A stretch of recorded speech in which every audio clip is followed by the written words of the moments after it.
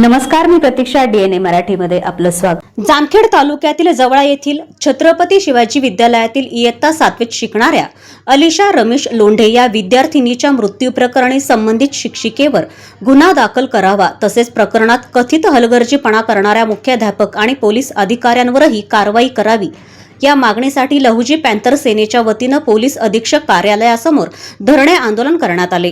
संघटनेने पोलीस अधीक्षकांना दिलेल्या निवेदनात म्हटलं आहे की अलिशा लोंढे हिचा शिक्षिका ज्योती दळवी यांनी केलेल्या मारहाणीत गंभीर दुखापत झाल्यानं उपचारादरम्यान मृत्यू झाला. या घटनेबाबत नातेवाईकांनी जामखेड पोलीस ठाण्यामध्ये तक्रार देण्याचा प्रयत्न केला, मात्र त्याची दखल घेण्यात आली नसल्याचा आरोप करण्यात आला आहे. तसेच या प्रकरणात संबंधित शिक्षिकेवर गुन्हा दाखल करण्याबरोबरच तिला मदत करणाऱ्या मुख्याध्यापकांवरही कारवाई करावी, तसेच गुन्हा नोंदविण्यास टाळाटाळ करणाऱ्या आणि तपासात कसूर करणाऱ्या पोलीस अधिकाऱ्यांची चौकशी करून त्यांच्यावरही गुन्हे दाखल करावेत, अशी मागणी संघटनेने केली आहे. लहुजी पॅंथर सेनेचे संस्थापक अध्यक्ष महेश सकट आणि विद्यार्थी आघाडीचे राज्याध्यक्ष अमोल चांदणे यांच्या नेतृत्वाखाली हे आंदोलन करण्यात आले आहे. मागण्यांवर तातडीने निर्णय न झाल्यास महाराष्ट्रभर तीव्र आंदोलन छेडण्याचा इशाराही संघटनेनं दिला आहे. यावेळी महेश सकट अध्यक्ष लहुजी पॅंथर सेना, अमोल चांदणे, बाळासाहेब मोहिते, संगीता भिसे, अल्पना मोरे, संगीता कांबळे, रमेश लोंढे, अश्विनी चांदणे, वैशाली गाडे, आबासाहेब गाडे, रेखा काकडे यांच्यासह कार्यकर्ते मोठ्या संख्येने उपस्थित होते. समाज बांधवाला क्रांतिकारी जे लहुजी, मी महेश सकट, लहुजी पॅंथर सेनेचा महाराष्ट्र अध्यक्ष असून नुकतीच एक घटना घडलेली आहे. गाव जावळा, तालुका जामखेड येत्या या ठिकाणी छत्रपती शिवाजी महाराज विद्यालय रयत शिक्षण संस्था या ठिकाणी एका 13 वर्षाच्या मुलीला शिक्षकाकडून मारहाण झाली. तिच्या डोक्याची नस दाबल्याने 1 महिन्यानंतर आजारी पडून 1 महिन्यानंतर तिचा मृत्यू झाला. मृत्यूपूर्व अर्ज देऊनही जामखेड पोलीस स्टेशनच्या लोकांनी दखल घेतली गेली नाही, म्हणून अधीक्षक कार्यालय ते अर्ज दिला, त्याचाही त्यांनी दखल घेतली नाही. आणि ज्या वेळेला आम्ही खात्यांतर्गत चौकशी लावली, जामखेड पोलीस स्टेशनचे वरिष्ठ अधिकारी चौधरी साहेब जे कामात कसुराई करतायत, जे अनुसूचित जातीच्या लोकांना न्याय देत नाहीत, यांची खात्यांतर्गत चौकशी लावली. त्या चौकशीचा पण आज पण रिपोर्ट मिळाला नाही. आणि ज्या वेळेला मी माहिती अधिकार टाकून जे काय कागदपत्र मिळवलेत, कागदपत्र देत असताना 3 महिन्याची सर्व्हिस DYSP कर्जत यांची राहिली असताना शिल्लक, ते सर्व्हिस सोडून मधूनच गेले. आणि आम्हाला जे माहिती अधिकारात कागदपत्र मिळालेत ते पण अर्धवट मिळाले, आणि ते एकदम म्हणजे खेदजनक कागदपत्र आहेत.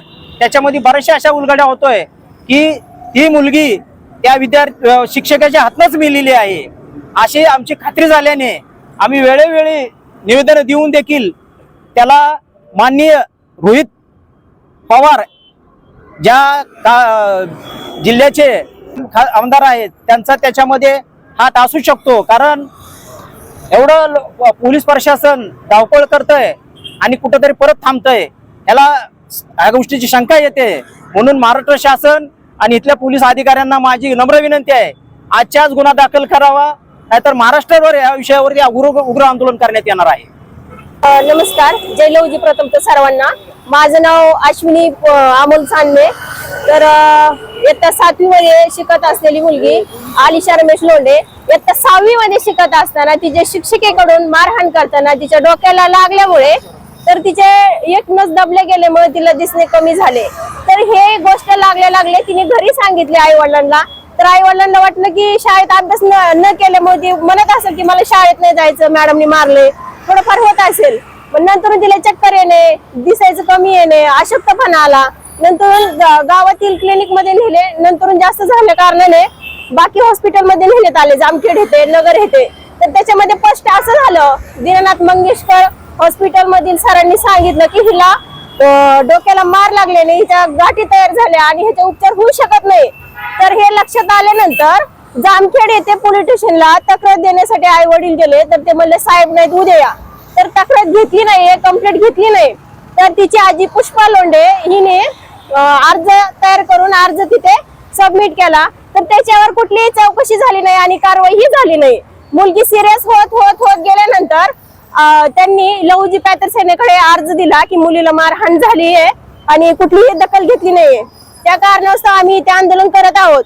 तर अहिल्यानगर पोलीस अधीक्षक ही तक्रार दिली होती आणि पॅंथर सेनेचे काय कर्मचारी लोक असतील ते इथे येऊन गेले होते, तर त्याची पण दखल घेतली नाही. आणि चौकशीमध्ये असं आढळलं की आम्ही माहिती अधिकार टाकल्यानंतर 31 डिसेंबरला आम्हाला पहिला माहिती अधिकार भेटला, त्याच्यामध्ये काही माहिती दिली नाहीये, चौकशी केलेली नव्हती.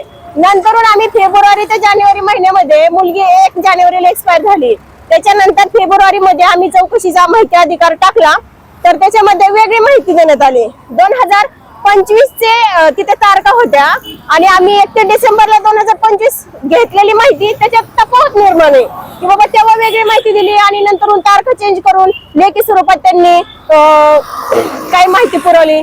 तर तिथे जाणून येतं की बाबा इथे काहीतरी वेगळं पण किंवा चौकशी केलेली नसताना वरून दबाव आल्या कारणास्तव त्याच्यामध्ये त्यांनी खोटे नाटे कागदपत्र आणि काही असेल ते जमा करून पोलिसांनी तर सहकार्य केलं नाही, पण खोटी माहिती पुरवण्यात आली आम्हाला. आमची मागणी आहे की ज्या अधिकाऱ्यांनी जे काही चौकशीमध्ये किंवा कर्तव्यामध्ये जी कसुराई केली त्या अधिकाऱ्यांना निलंबित करण्यात यावे, शिक्षिकेवरती गुन्हा दाखल करून त्याला अटक करण्यात यावे, गुन्हे दाखल होईल. ह्याच्यामध्ये मुख्याध्यापकांचा पण हात आहे, त्यांनी सगळे प्रकरण दाबण्याचा प्रयत्न केला. ह्याच्यामध्ये रयत शिक्षणचे अध्यक्ष रोहित दादा यांचा हात त्यांना असल्या कारणास्तव हे सगळं प्रकरण दाबले गेलेले. तर आम्ही ह्याचा निषेध करतो आणि मुलीला न्याय मिळाला पाहिजे. आणि गरीब आई वडील आहेत, शेतकरी मजुरी करून खाणारे आई वडील आहेत, तर ह्या गरीब आई वडिलांच्या मुलीला न्याय मिळालाच पाहिजे, एवढीच आमची पॅथर सैनीची मागणी आहे. नमस्कार, माझं नाव अमोल पोपट चांदणे. मी लवजी पॅन्थर सेना विद्यार्थी सेनेचा महाराष्ट्र प्रदेश अध्यक्ष आहे. माझ्याकडं मागच्या वर्षी दिनांक 25/6/2025 रोजी एक रमेश लोंढे यांच्याकडून एक तक्रार प्राप्त झाली होती की माझ्या मुलीची अशी मारहाण झाली आणि त्या घटनेमध्ये खूप आजारी असलेली मुलगी ती मागच्या वर्षी जिवंत होती. आत्ताच्या 1 तारखेला ती मुलगी मृत पावलेली आहे, पण जानेवारी महिन्यामध्ये. तर मागच्या वर्षीपासून आम्ही या गोष्टीचा फॉलोअप घेत आहे की SP ऑफिस आहे, पोलीस स्टेशन आहे, सगळीकडे जाऊन तक्रार देत आहे, हे देत आहे, पण आमची दखल कोणीच घेत नाही. त्यामुळे आज आम्ही आंदोलन करत आहे. प्रतिनिधी मुंतजीर शेख, DNA मराठी, अहिल्यानगर.